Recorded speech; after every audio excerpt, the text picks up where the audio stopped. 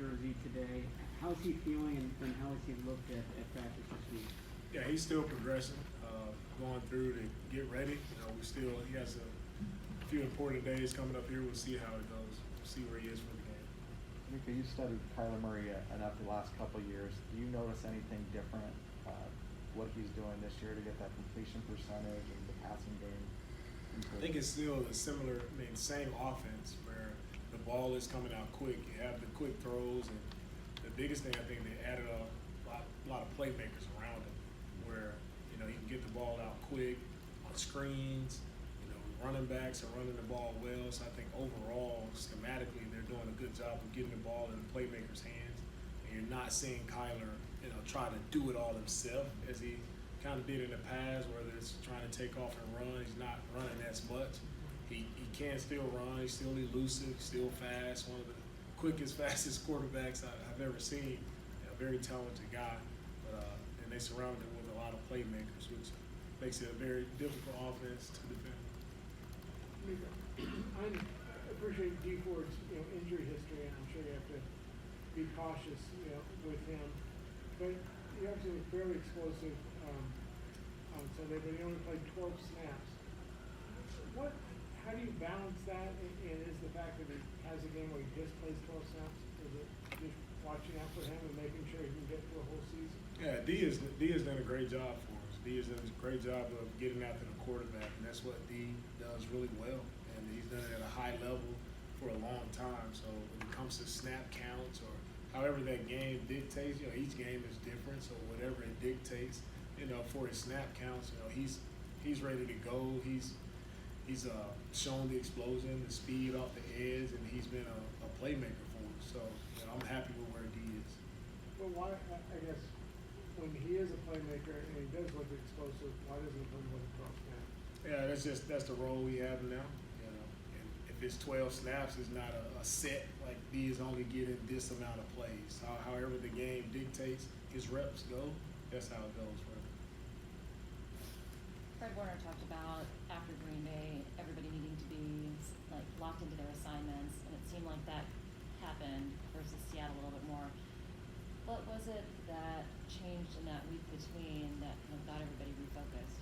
And I think it's humbling when you watch the tape and you see the Green Bay, they played us well and they did some really good things, but you also see the mistakes that were self-inflicted, and it makes you sick to the stomach when you see those things. So having an opportunity to just sit back and just look at it and really focus in on how we can get better, the mental part of just being on the same page.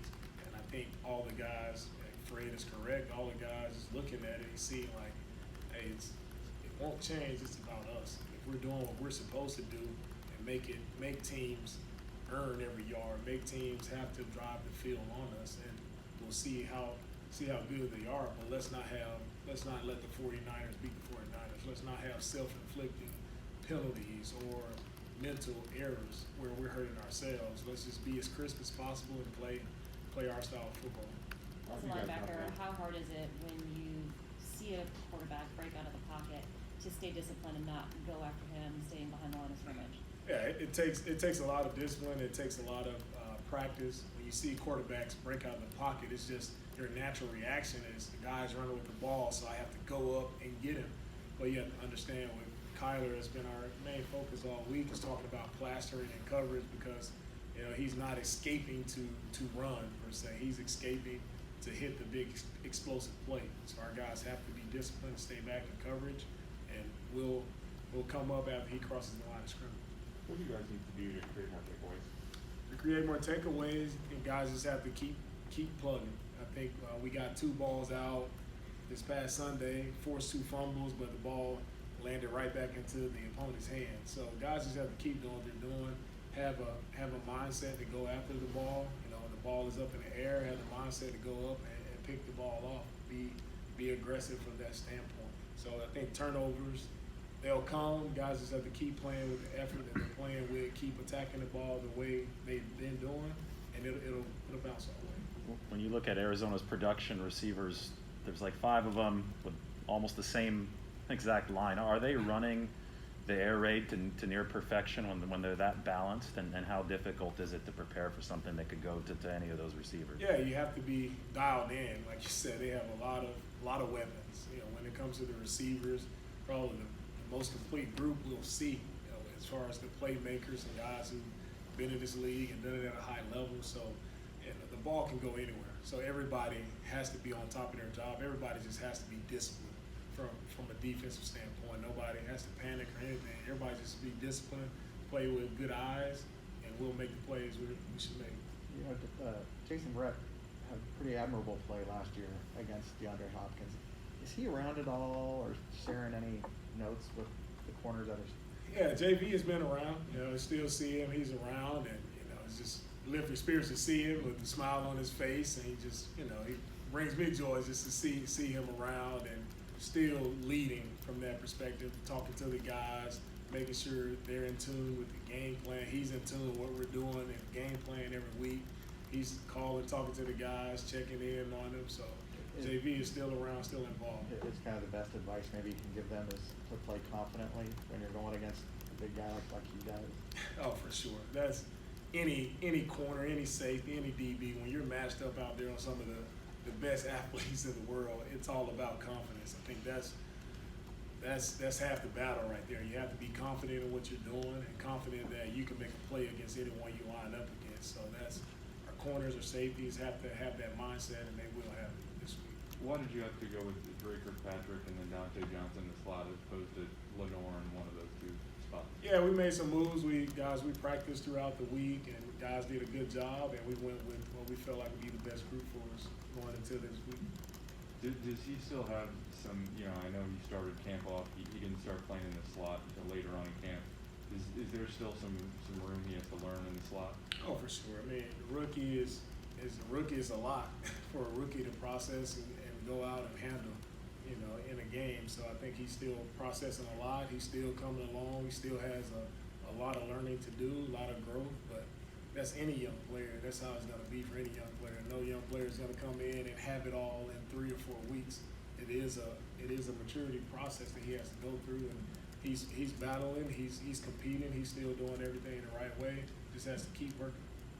On the Russell Wilson rushing touchdown, it seemed like Eric Armstead took an inside rush on that play, and there was room on the outside. Is that Armstead's responsibility to keep that edge, or has that been an issue this year, last year, as far as, you know, running quarterbacks then getting out on the edge? Yeah, I think that particular play involves more than just Armstead. You know, Armstead, he took an inside move, but we have another D tackle to wrap off of. We have a linebacker who is a free player in the middle who has to play it better. So that play is just not on Eric himself. We have to play better as a group all around him. How crucial, though, are the defensive ends when it comes to keeping Kyler Murray in the pocket, the defensive ends in particular? Yeah, I don't think that anybody, if he wants to get out of the pocket, so tell him he's going to get out of the pocket, whether he retreats back 10 yards. I think guys, you throw that out where keep him in the pocket. Well, this guy's elusive enough. He's probably the fastest guy on the field. So if he wants to get out, he's going to get out. What's your assessment? The numbers indicate you haven't done a lot from this perspective, but what's your assessment of Cohn and Arden Keys, how they've been as far as pass rushing? Yeah, I think Samson and Arden have done a great job in the spots they've come into the games for us. One thing is that they play physical, they play hard, and it's one thing I love about both of those guys. They give us everything they have every time they're out on the field, and that's to be expected from those guys. That's what they do in practice all week. So I'm pleased with where Arden and Sampson is, and I'm pleased with the production that they were able to give us. All right. Thank you, guys.